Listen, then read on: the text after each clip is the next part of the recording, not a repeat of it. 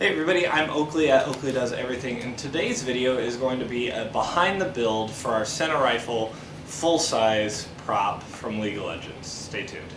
Now the goal behind this video is to just give you guys a little bit of an idea of what it took to make this prop and some of the things I learned about it, some of the things I did well, some of the things I didn't do well, and what I'm hoping to improve on future builds. So first off, we have the core of it, and from the backside you can see that it's actually just pink insulation foam. I bought a 4-foot by 8-foot board of pink insulation foam at my local hardware store, and it was about $20, and as you can see I only used a very small amount of it. And then I went and I applied a layer of HD foam on top of that just so I had kind of a foundation to work on.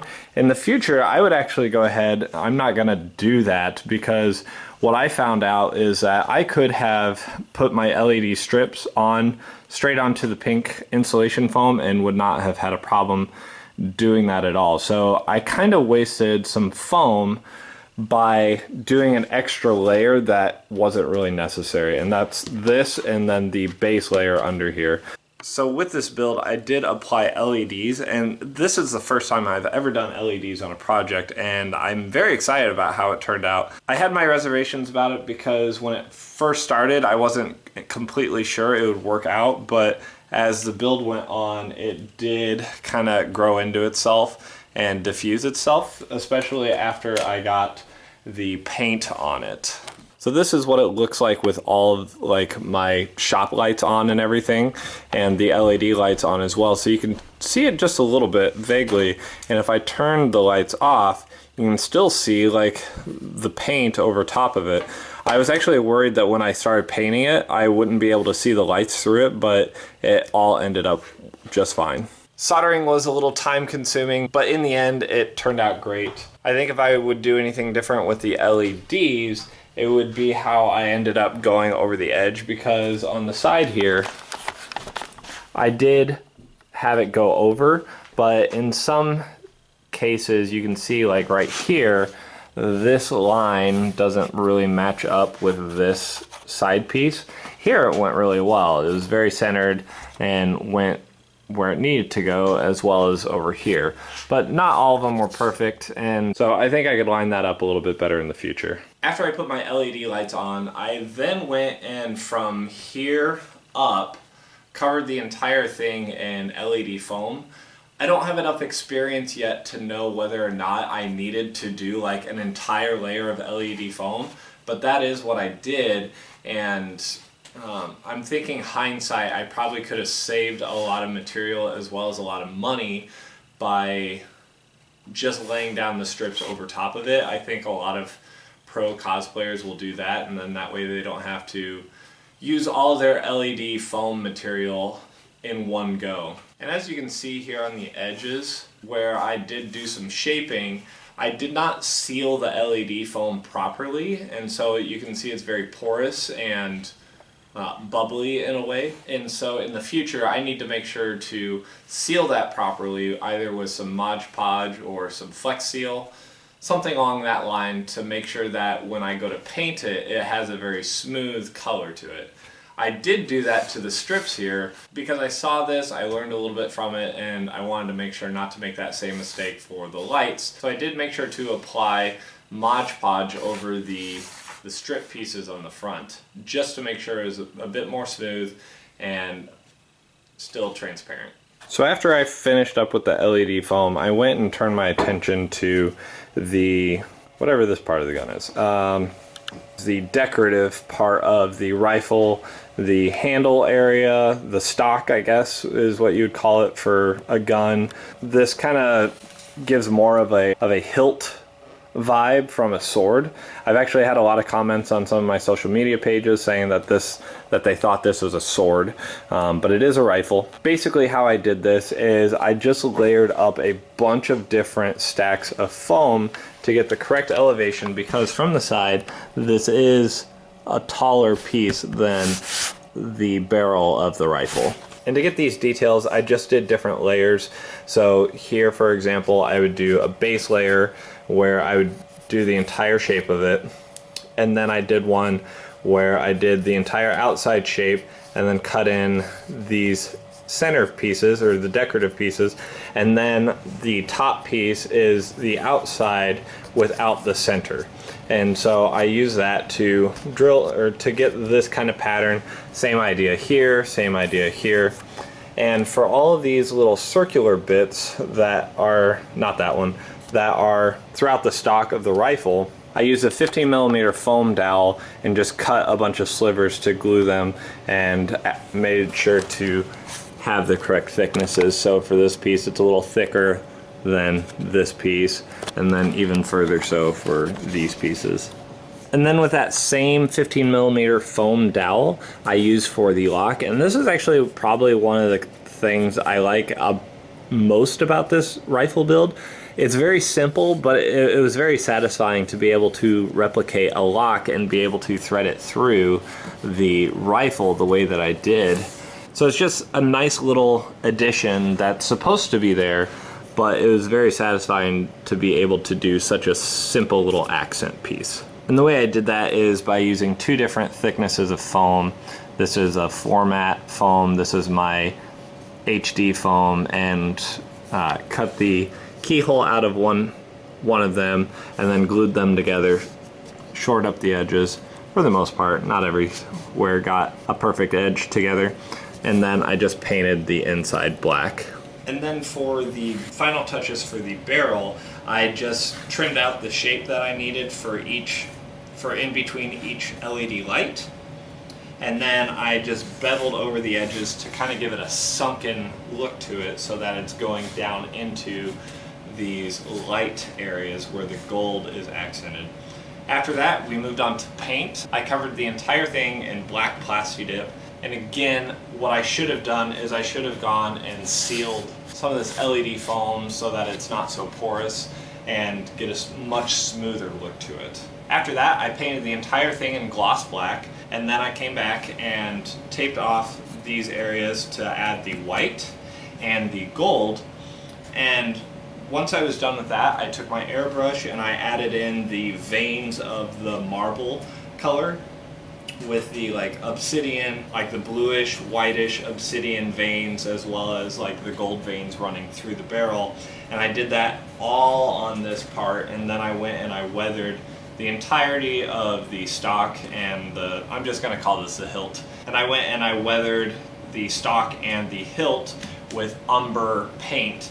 I watered it down a lot, put it on pretty much all the surfaces, and then I patted it dry, and that gives it a much dirtier, grittier look rather than being a pristine gold color. Typically you get a nicer look off of a weathered thing as opposed to pristine and clean.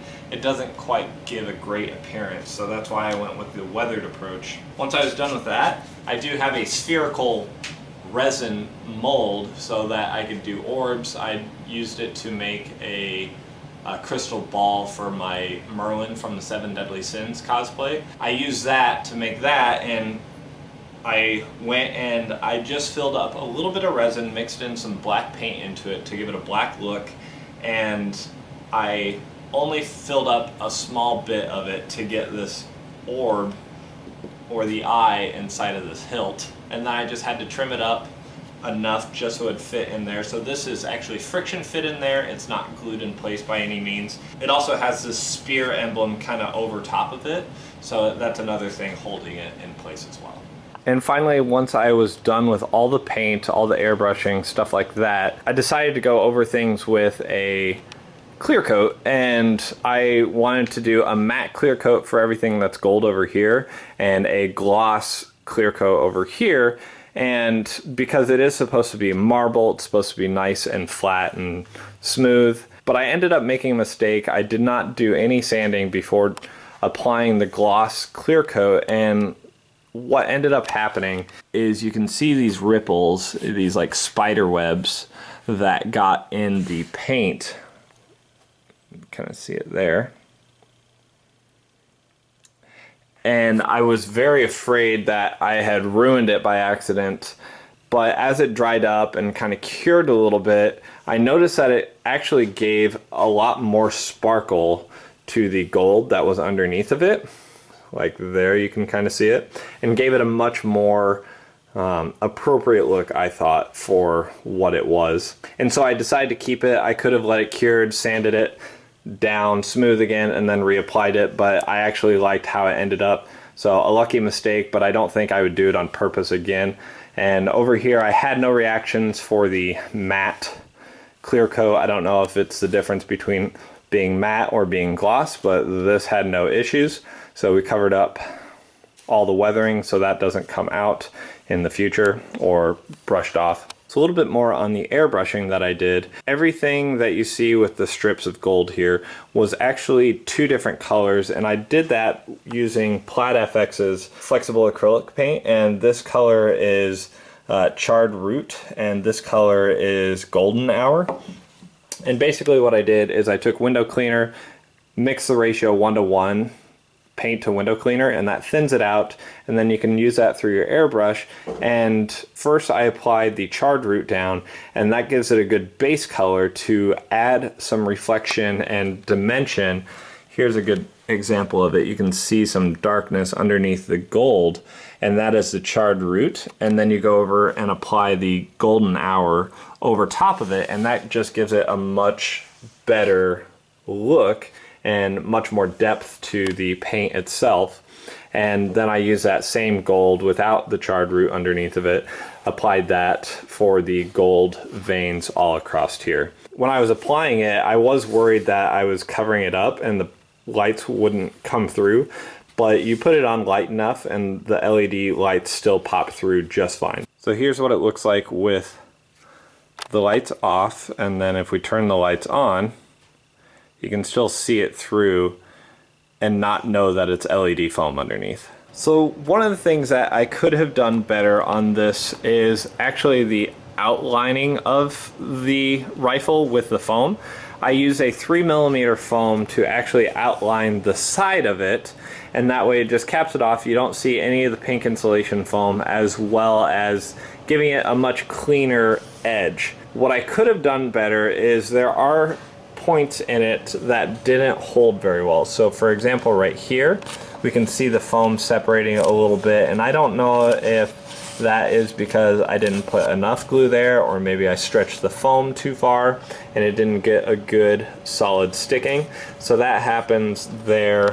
I'm having a little separation there and a little bit down here as well. Now I didn't completely mess up. There are some spots where I really liked it.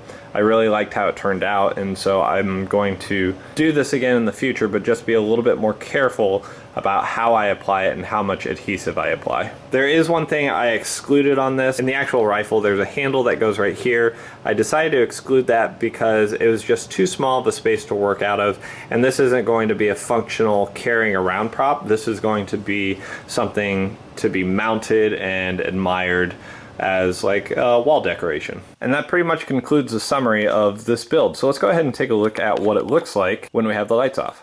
So here it is with my shop lights on and the LED lights on now. Let's take a look at what it looks like in the dark. So right now I just have 2 of my halogen lights on next to me. So right now the rifle is off, but now it is on. And when it's in the dark, it just gives off such a cool vibe, and the way it looks and kind of reflects off of some of the gloss paint just looks really nice, and I'm very pleased with it. And then I do have another light that is kind of the default setting. I like this yellow to it, and it really goes with the paint. And so this is kind of the go-to light if you want to stay with the gun and its color theme. But I do think it's fun to just have kind of like a fade in and out of every single color that these LED lights can provide. I think that is going to wrap up this video. I do want to thank you all so much for watching and supporting this channel. It's been a pretty crummy year for a lot of people, but in regards to my YouTube channel, a lot of you have really helped me out and gotten me to where I'm at. So if you haven't done so yet, please hit that subscribe button right there. Make sure to like this video and leave a comment below. If you can think of any other props from League of Legends or some other video game that I might not know about, please let me know. I would love to check it out. And if you'd like to see other videos pertaining to this build or any others, I have rifle builds right there and playlists right there. But other than that, have a great day. Bye.